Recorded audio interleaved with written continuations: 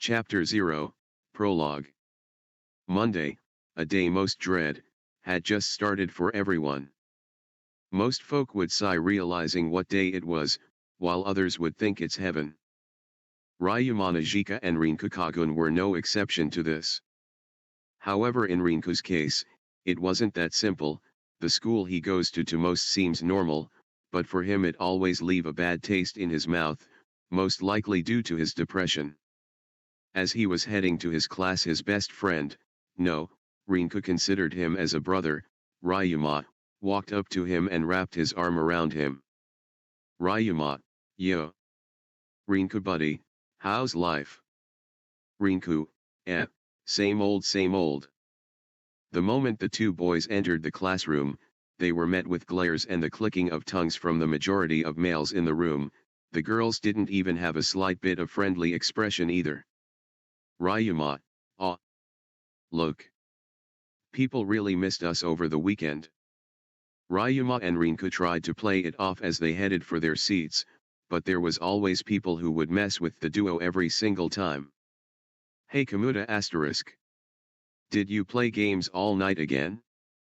Was it an Iraj, I wonder? Wah, gross. Staying up all night to play Iraj is super disgusting. What the heck do they find funny to guffaw at? The laughter came from Hayama Daisuke. He is the leader of the students that pick on the duo on a daily routine. The three next to him with the stupid laugh were Sato Yoshiki, Kondo Riki, and Nakano Shinji. These four were the ones that picked on the duo the most frequently. As Himea stated, the duo were otakus, however their appearance nor behavior were grotesque enough to be ridiculed for. Rinku's hair was trimmed short, but he didn't have bedhead or anything of the sort. His personality was that close to introverted, only a few select people he would speak to. He typically wore darker clothes. He was quiet, but he did not give off a feeling of creepiness.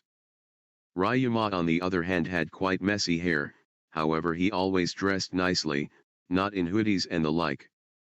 He never took anything seriously, played everything off like a joke, regardless of how serious it was. People would call him a man-child behind his back, but that would only cause him to act more childish out of spite. But he never did anything to hurt someone. He was always willing to help if needed. The criticism that otakus receive from society is certainly strong. Generally speaking, the degree of ridicule varies, but it never reaches open hostility. Yet, why does all the male students show unrestrained hostility towards the duo? The answer was a girl. Kaori, Ryuma. Rinku. Good morning. Almost late as usually again, huh? You should try coming to school earlier. Out of everyone in the class, no, the entire school, she was one of the few people that were nice to Rinku and Ryuma. Kaori was known as one of two goddesses in the school, beloved by both male and female students, and she was very beautiful to boot. She was always known as the girl with a never-ending smile. She was kind, and had a strong sense responsibility that caused people to rely on her for. She is always seen with the same sincere expression without any unpleasantness. That's why most people are surprised she's just a high school student. But why does Kaori treat the two boys so well? That's a question everyone wants an answer to. It was just assumed that it was because of her good nature. However, people still treat the duo terribly. Their interests in life caused this idea that they are the last individuals Kaori should be nice to. All of the male students couldn't stand it. They couldn't stand that the duo could act so friendly towards her. They often think, why them? The female students honestly believe the duo are taking advantage of her kind nature, and become uncomfortable around them. Ryuma, but that wouldn't be any fun. It's so much more enjoyable to race against the clock. Kaori, but you're always either late or almost late. Ryuma, I know, right? Kaori, what about you, Rinku? Rinku didn't have the energy to respond. He didn't sleep last night. Ryuma, he's probably just tried. It's my fault really. You see, I let him borrow this new game I got. Kaori wore a joyful expression as she became intrigued in the story, asking question and the like. However, the gaze from the class was so piercing that they could feel the temperature drop from it. The duo sometimes think why someone like Kaori would even associate themselves with them. In their eyes, there was something they never considered. But they weren't even going to even flatter themselves that it could be anything romantic like, Ryuma was known for being a romantic and Rinku had given up his self-awareness long ago. Plus their looks were average at best and their athletic ability was hardly anything to write home about. So when you compare them to her, there's no comparison. Therefore, to them, her attitude was a mystery. 3 students proceeded to walk towards the Kaori and the duo. One of them was Yagashi Shizuku, Kaori's best friend. She had long black hair tied up in a ponytail, her slightly slit eyes was sharp, but in the depths there is a feeling of softness, this gives her the impression of being cool rather than cold. She was tall for a girl at 172 centimeters, her posture and physique was very dignified and it was similar to how a samurai was. Shizuku, good morning boys, it seems like an everyday thing for trouble to follow you. Kauki, are you looking after them again Kaori? You really are kind. The man who spoke a little clumsily was Amanogawa Kauki. Just like his name he was the perfect man, good looks, athletic, smart, and good personality. He had silky brown hair and gentle eyes. His body was toned and slender at about 180 centimeters. Kauki was nice to everyone and had a very strong sense of justice. Since he was small he attended the Yagashi Kenjutsu Dojo. Like Shizuku, he was a national-level athlete. Shizuku and him are childhood friends. Dozens of girls have fallen for him, but he is always close to Kaori and Shizuku so the other girls are hesitant to confess their feelings. Still he is a very popular guy that gets confessed to at least twice a month from all over. The last person with them was Sakegami Ryutaro, Kauki's best friend. He is muscle brain that does not care about the finer details in things.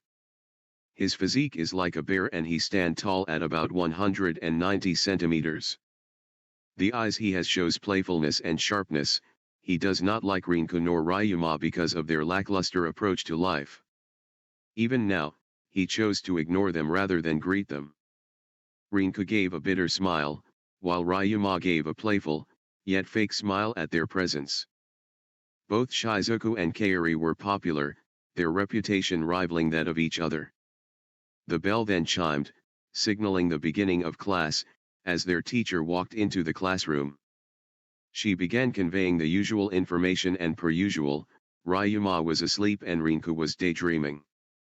Looking at the duo, Kaori smiled, Shizuku just grinned, males were clicking their tongues, girls were directing a gaze of scorn.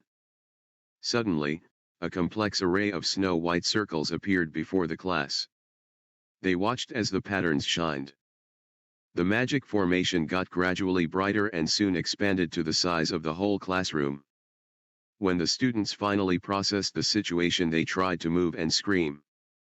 When the formation started to shine, Aiko, the teacher, shouted everybody get out, but at this instance the formation exploded.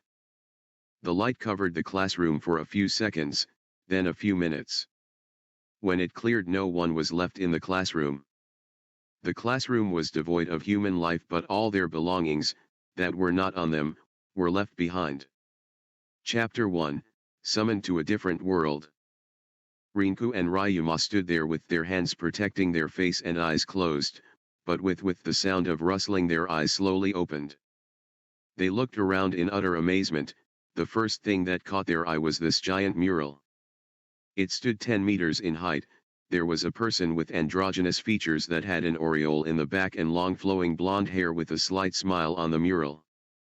A grassy plain, a lake, as well as mountains were drawn in the background, with the person having both of their hands extended out. It was a beautiful mural. However, Rinku could tell that the eyes were giving off a cold expression. When the duo looked around, they noticed that they were in a huge hall, they wondered if it was made of marble. The whole building was made with a smooth white luster, it had huge pillars that were carved perfectly holding it up, and the ceiling was made in a dome shape. The whole place looked like a cathedral and the hall had a very solemn atmosphere. It was to seem that the class were at the top of a pedestal that was located at the deepest part of the building. They were positioned higher than the surrounding area. Rinku and Ryuma looked behind them, standing there was Kaori and Shizuku, also stunned at what was before them. They didn't seem to be injured, which brought them both relief. Perhaps, the people that were surrounding the pedestal would be able to explain the situation. Yeah, the class were not the only ones there. There were at least 30 people on their knees giving prayer with both their hands in front of their chest. All of them wore a white robe that was embroidered with gold, and they had a staff right next to them. At the tip of the staves it spread out like a fan, and several pieces of discs hung around it in a circle. A particular priest looked to be about 70 years old. What made him stand out however was his very formal headwear that was close to 30 centimeters in height. Said priest stepped forwards to the class. Though, for his old age, you would think he was wearing too flash of a robe. He might have passed for someone in his 50s if not for the wrinkles that engraved his face. Pope, welcome to Tortoise, our hero and his fellow countrymen. We welcome all of you. I am known as Ishtar Langbard and I am the Pope of the Church of Saints. Please, follow me. Ishtar spoke with them with a clear and calming voice that fit his appearance. With staff in hand, he presented himself with a smile often associated with kind elderly folk. Currently, the class had begun moving locations. They had moved through the great hall and saw some tables lined up in front of them. Without exception this room was made with gorgeous details. From a layman's perspective, it seemed as if all the decor was made with masterful precision. This was where they were probably going to eat moving forward. Kauki's group of 4 and Ms. Aiko sat at the head of the table, while Rinku and Ryuma sat at the end, as far away from the others as humanly possible. Nobody dared to make any noise as they were guided to their seat, their minds still trying to work out what is going on. Ryuma was told to sit near the upper ends on the table, but he immediately told them to buzz off as he continued to move down with Rinku. This left everyone shocked as Ryuma was nonchalantly back-talking strangers from a place they have no idea about, and to make things worse no earthly idea how customs of politeness are either. Add on to the fact that what he just did was typically uncharacteristic of him. He's typically easygoing and just does what he's told. Thankfully nothing came from the incident. With perfect timing, as everyone had been seated, maids came out pushing carts full of food. This caused the boys in the class to stare at the maids, mostly due to their adolescent minds. However, this caused the girls to give the maids a cold glare. Ryuma on the other hand was staring at the food, maybe a bit too excited. The maids began bringing everyone refreshments, and as soon as that was done, Ishtar spoke up. Ishtar, I apologize for any confusion, as I am sure each of you are. I will explain of course, but please listen before you ask any questions. In summary. First, the world was called Tortoise. In this world, there were 3 major races. Humans, devils, and demi-humans. The humans ruled over the north area. The devils ruled over the south area. The demi-humans lived quietly in the wilderness to the east. Of these, the humans and devils have been in a war for several hundred years. When compared, a devil was much stronger than a human, but humans had the number advantage. Both sides have not been in a large-scale war in a few decades, but they are preparing themselves. Recently there has been abnormal happenings occurring. The deployment of monsters by the devils. Monsters are said to be a variant of wild animals that took in magic and changed. They were not considered real living organisms. They had the power to mimic peculiar magic that other races used, and this made them powerful and dangerous animals. Until now there were very few people that could tame them. Even if they could be tamed, the tamer could only control 1 or 2 monsters at most. This common thought was completely reversed by the devils. This meant that the humans no longer had their number advantage. Now the human race was facing a crisis.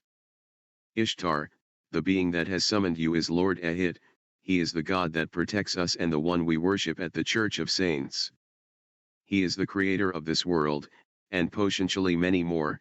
If I had to guess, Lord Ahit realized that if things remain the way they are now, humans would most certainly face destruction. For this is the reason you were summoned. The world you came from is considered higher ranked than ours. The people from your world would have exceptional power here. Before the summon, we prayed to Lord Ahit for salvation, and you were the salvation that he sent. With your powers, we will overthrow the devils and save our race in the name of Lord Ahit. Ishtar said this with a very rapt expression. He was most likely recalling what the oracle had told him. More than 90% of humans followed the teachings of the church. Those who have heard the oracle is often assigned to a position of power. Rinku didn't trust this so-called will of God. He felt as if Ishtar was distorting what little truth there was. Suddenly someone protested. It was Ms. Aiko. Aiko, I'm sorry, but please don't joke around. What you're saying is forcing my students into fighting a war. I won't allow it. I absolutely will not allow such a thing. I beg of you, please send us back to our world. These kids' families surely miss them. This is just kidnapping. Ms. Aiko was pissed. She was a popular history teacher, a young one at that, only 25 years old. She had a baby-like face with her 150 centimeters height. Her hair was done in a bob cut. For her students' sake she tried her best, and it was very heartwarming. There was often times when the students were protected by her even though her physique was not that adult-like. Ishtar, I sympathize with your feelings, and please believe when I say these words. I truly am sorry, but there is currently no way of sending you and your students back. Silence filled the halls. There was a cold air that appeared throughout the whole area. Everyone gazed at Ishtar, not knowing what to say to that. Aiko, what do you mean there's no way of sending them back? Surely if you can summon us, you can send us back. Ms. Aiko shouted at Ishtar. Ishtar, as I said earlier, Lord Ahit is the one that summoned you here. Magic that interferes with other worlds and realms is something us human have no way to obtain. Whether or not you can return is purely up to Lord Ahit. I truly am sorry. Ms. Aiko lost her strength and at that point, dropped to her chair like a stone. The students started to panic at the situation. Even Rinku was not okay with this. However, being an otaku, he had read many situations like this before. Therefore, he expected these patterns. Since it was not the worst pattern, he was a lot calmer than the other students. Incidentally, one of the worst patterns was being summoned to be a slave. Ryuma, on the other hand, didn't seem to care. Hell, it looked like he wasn't even paying attention. While everyone was panicking, Ishtar just calmly watched on and let their emotions flow naturally. However, Rinku could see behind that calm demeanor of his, there was contempt for the class. It was as if he thought they should be honored to be chosen by Ahit. However, the panic never died down. At this moment, Kauki stood up and slammed his hand onto the table with a loud bang. It surprised all the other students and caught their attention, even Ryuma's. Kauki, guys, there's no reason to be acting like this. Ishtar has nothing to do with it. You guys can decide what you want to do on your own, but I'm gonna fight. The humans of this world are facing a crisis, this we know as a fact. Knowing that, I can't just ignore their pleas for help. If we fight to save this world's human race, then maybe Ahit will send us back. How does that sound, Ishtar? Ishtar, that is correct. Lord Ahit will answer the wills of our hero and his countrymen. Ryuma stood up and walked over to Kauki. He got close to his face with a childish, yet cocky smile on his face. Ryuma, about time the main protagonist took a stand. I'm proud of you. I'm gonna fight as well, not like I've got anything better to do. Ryuma's words caught everyone off guard. He was one of the last people they expected to be one of the first to agree to this crazy arrangement. Kauki smirked at Ryuma as he gripped his fist tightly in accomplishment. Kauki then showed his bright smile that sparkled. It had become clear that Kauki and Ryuma's actions had been very effective in convincing everyone to join the fight. The students that earlier had an expression of despair began to regain calmness and vigor. Kauki's eyes began to shine brightly. He seemed to have found hope in this situation. Half of the schoolgirls sent admiring glances at him. Ryutaro, I figured you would say something like that.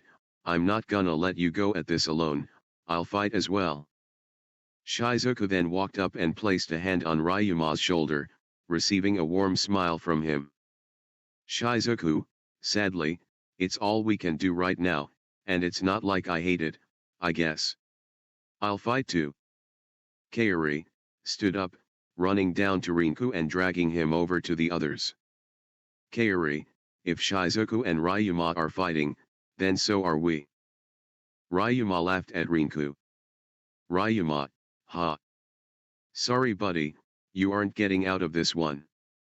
Rinku just groaned and looked away embarrassed. The rest of the classmates began to nod in approval and began going with the flow. Ms. Aiko tried to argue against it with watery eyes, but against Kauki's natural charisma, it was useless. After all, it seemed that everyone was going to participate in the war. Most likely the classmates did not truly understand what it was meant to go to war, they were just fantasizing it. Most likely they agreed as a mechanism to escape the grim reality they were in, or else their spirits might have caved at the surreal situation. Rinku just observed Ishtar while thinking these things. The priest had a very satisfied expression on his face. Rinku noticed his satisfied expression, and while Ishtar was giving the explanation, he observed Kauki. He confirmed what reaction they would have to the story. With Kauki's strong sense of justice, it was easy to see his reaction to the tragedy that would befall humans. After he just told them about the ruthlessness of the devils, Ishtar specifically emphasized the cruelty. Ishtar probably had good insight. He was wondering who had the most influence in the group. Chapter 2, Status Plate. Since the entire class had agreed to fight in a war, they would now have to learn how to fight and defend themselves properly. Even if now they had a lot more potential and power, they were still regular Japanese high school students that were used to peace. If they were to be thrust into a battle against monsters and demons, let's just say it wouldn't go too well. However, the church and the parties involved had predicted the circumstance. Ishtar had told the students that the church is located on God's mountain and at the foot of the mountain is the Highlight Kingdom. The kingdom had a very close relationship with the church. It was close due to the Chuck being one to support and prop up the kingdom. The students headed out to the front gate of the church. They were going to descend the mountain and head towards the kingdom. The church was located at the mountain's summit. Once the majestic church gates opened, there was a sea of clouds there to greet the students. Despite being very high up, they didn't feel the effects from the high altitude. Maybe it was because of the magic within them. The students were fascinated with the gorgeous view, from the blue sky to the sparkling sun. When they arrived at the royal palace, they were immediately ushered into the throne room. They walked through the corridors and couldn't help but notice the beauty of the decor around them. Along the way they noticed someone dressed as a knight, some maids, and other individuals dressed formally. They looked at the students with awe, as if they were already well known.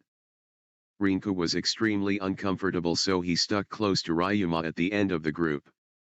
They arrived in front of a huge set of double doors that were designed beautifully. Two soldiers stood at attention on both sides of the door when Ishtar and the class arrived. Without missing a beat, they opened the door for them. Ishtar just leisurely entered like it was the natural thing to do. Students filed in feeling a little uneasy, with the exception of Kauki and Ryuma. There was a red carpet that led from the entrance all the way to a throne.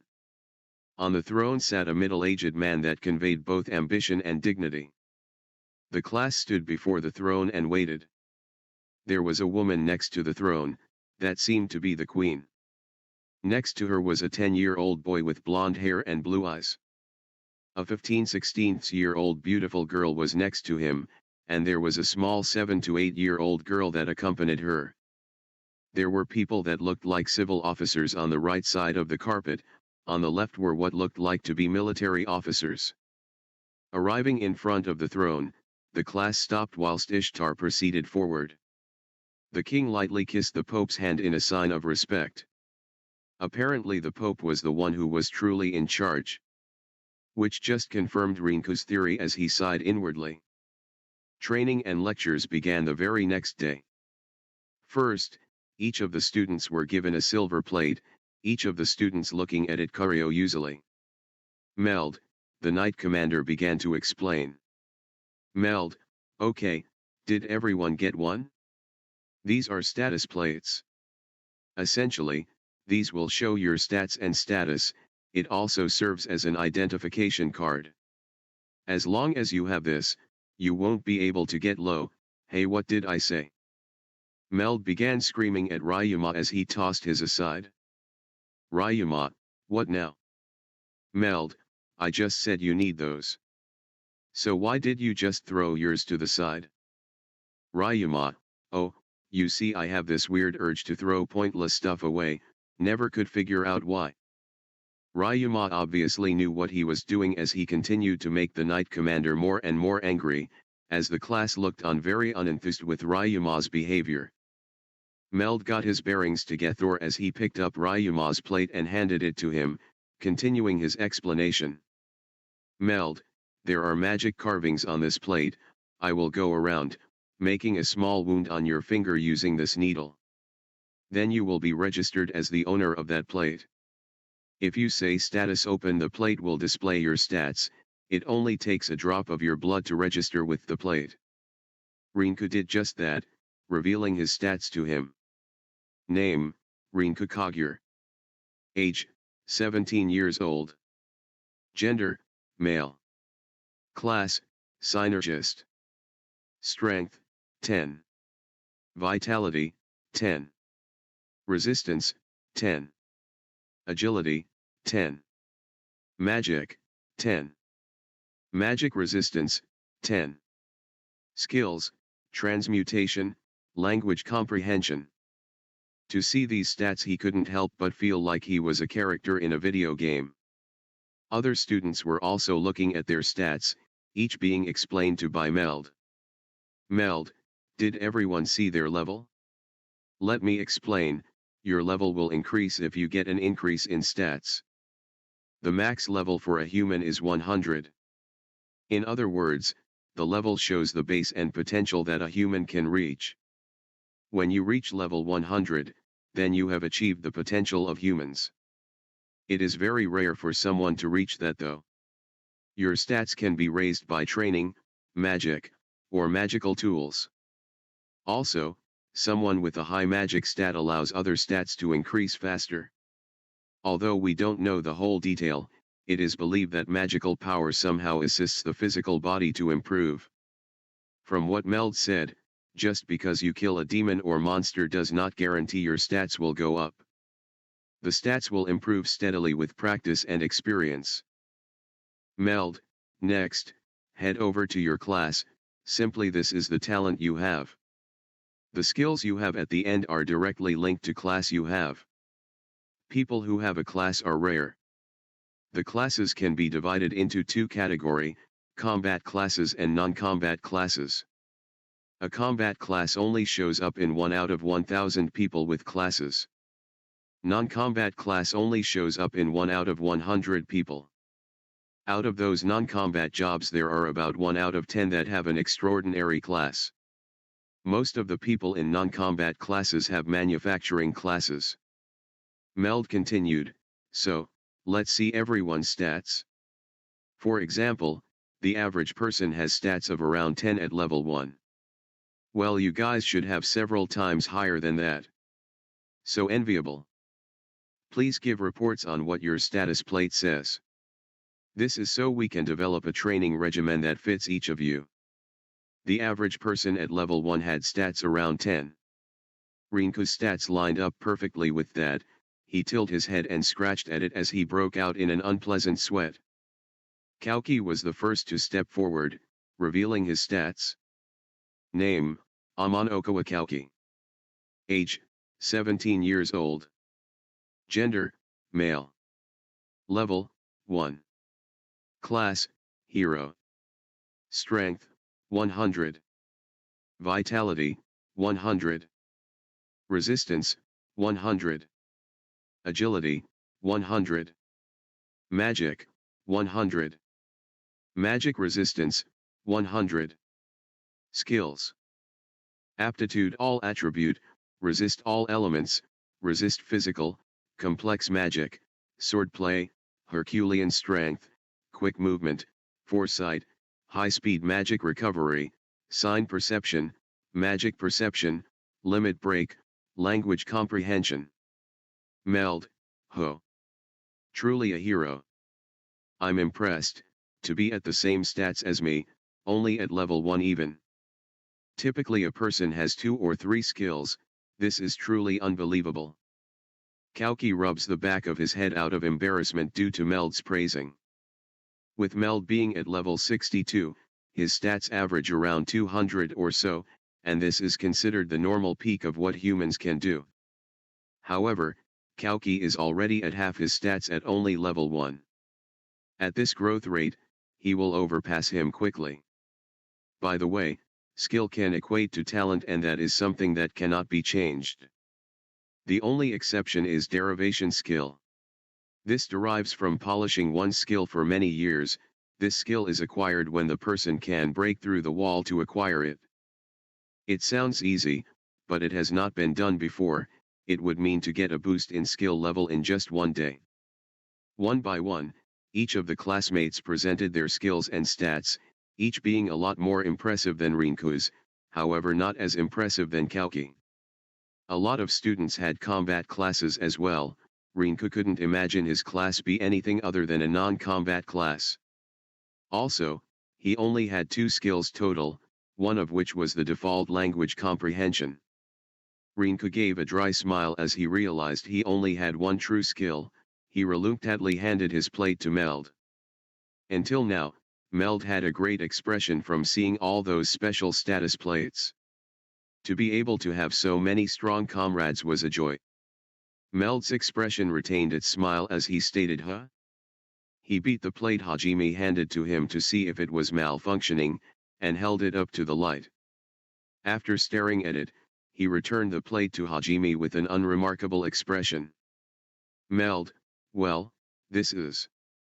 If you think about it, synergists are very useful if you're interested in blacksmithing. Meld did his best to describe this class with as much articulation as he could. The boys who didn't like Rinku immediately jumped at the opportunity to make fun of him. The class was clearly a non-combat class. Everyone else so far had combat classes. Rinku knew he would not be of any help going forward. Meld wrapped his arm around Rinku, which annoyed him to no extent as Meld told the boys to knock it off. He then pointed at Ryuma. Meld, hey you. The one with the bad attitude, you're the only one who hasn't shown me their stats. Ryuma, oh yeah? It's over there. Ryuma was lying on the ground looking at the clouds as he pointed to the plate he once again threw to the side, to the annoyance of Meld as he walked over and grabbed it. As he did, he found himself in shock and confusion. Name, Ryuma Najika. Age, 17 years old. Gender, male. Class, sorcerer, space. Strength, 5. Vitality, 5. Resistance, 105. Agility, 1. Magic, 99. Magic resistance, 105. Skills, push, pull, language comprehension. Meld couldn't believe anyone had higher stats in any category than Kauki, especially the smart-ass kid who didn't even know what his stats were. He barely loses out in his magic stat to Kauki, however his agility was garbage, while his strength and vitality were below average, a very odd case of stat distribution. The other students were asking what his stats were, the boys being snarky asking if his were as bad as Rinku's. Meld, sorcerer. Not bad, and your skills. Very vague. Push and pull huh. Those were the only words he could muster up as Ryuma looked up at him. He was more curious about Meld's reaction than he was with what his stats were. Himya snatched the plate from Meld's hands as his eyes widened, gritting his teeth out of frustration. Himya, asterisk what the hell is this? Asterisk. Rinku crouched down next to Ryuma. Rinku, hey, what were your stats? Ryuma, I have no idea, I'm not really interested in finding out either, what about you? Rinku handed his plate to Ryuma as he looked at his stats, not knowing if his stats are good or not. Ryuma, is this good? Or? Rinku shaked his head. Rinku, they're pretty average, I've only got one skill as well. Ryuma, ah. I'm sure it's fine, I guarantee you'll be an assessed in battle, regardless of your stats, they're not much of anything anyway. Himya, really? He's worthless, doesn't even have a combat class like the rest of us? Hell, you don't even care enough to even look at your stats. You might as well be considered dead weight. Kori began walking towards Himya with an angry expression, but before she got there, someone else raised their voice at him in anger. Aiko, making fun of your fellow classmates is not something I will ever tolerate. Ms. Aiko tried to express her anger as well as she could through her tiny body. Aiko, it's okay you two, I'm also a non-combat class, my stats aren't anything great either. Name, Hatayama Aiko. Age, 25 years old. Gender, female. Level, 1. Class, farmer. Strength, 5. Vitality, 10. Resistance, 10. Agility, 5. Magic, 100. Magic resistance, 10. Skills. Soil management, soil restoration, range cultivation, growth stimulation, selective breeding, plant appraisal, fertilizer production, mixture development, auto harvest, fermentation operation, range temperature adjustment, farm barrier, abundant rain, language comprehension. The duo looked at her stats with a deadpan expression. Aiko, boys. What's the matter? Ms. Aiko then began to shake the two boys.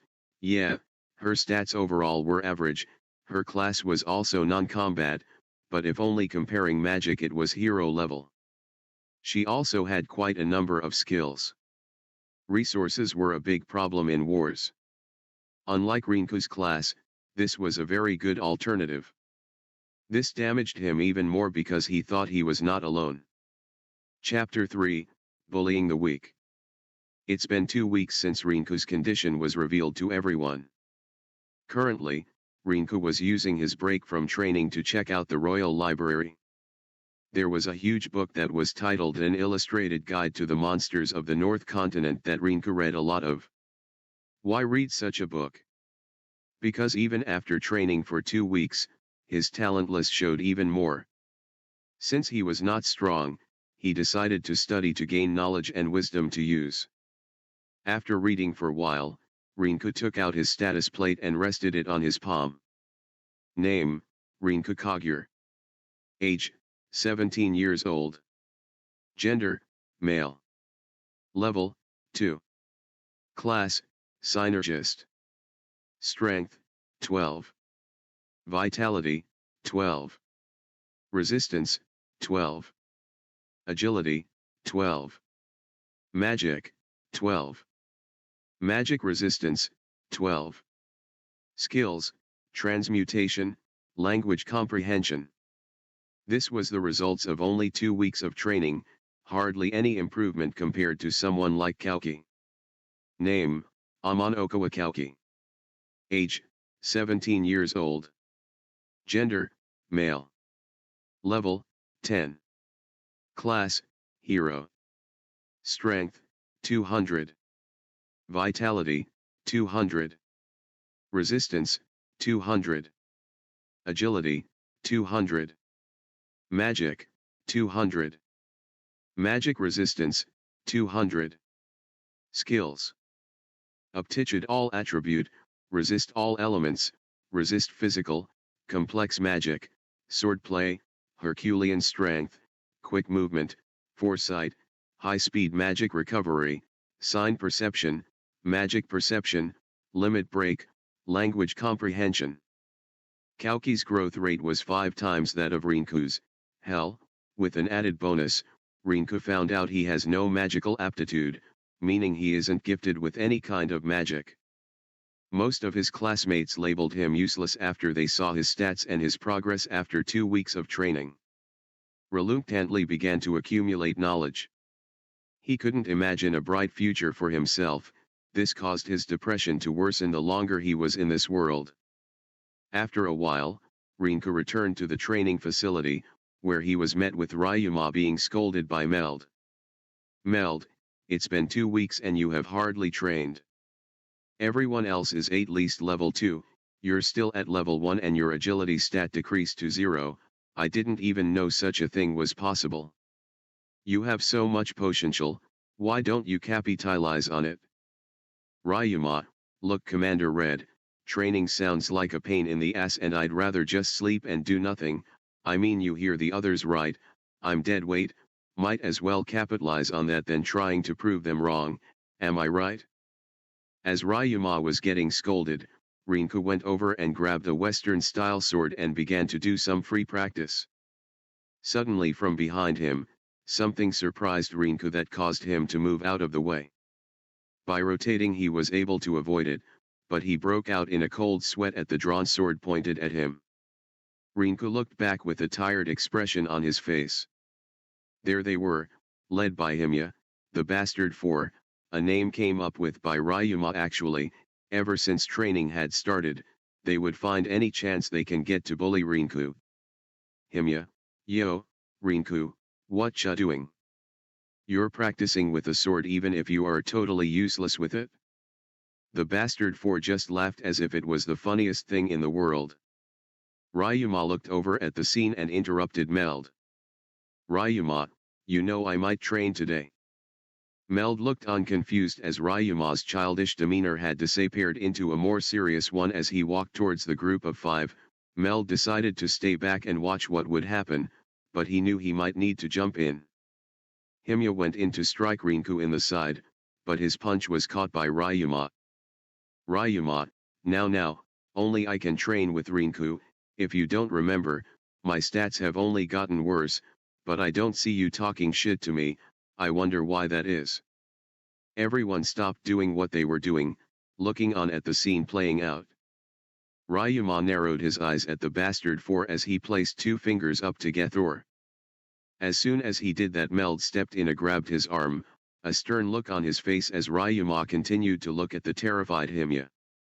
Meld, I don't mind sparring in the least bit, but where I draw the line is using magic against another comrade, you understand Ryuma? Rinku just looked on in shock, he knew Ryuma was like a brother to him, but he didn't expect him to get this worked up over them bullying him, almost as if he was bottling up all the frustration for weeks, if not months. Suddenly Ryuma's childlike personality returned. Ryuma, oh my bad. I haven't been sleeping enough it seems. Meld, you're always sleeping. Ryuma, I know.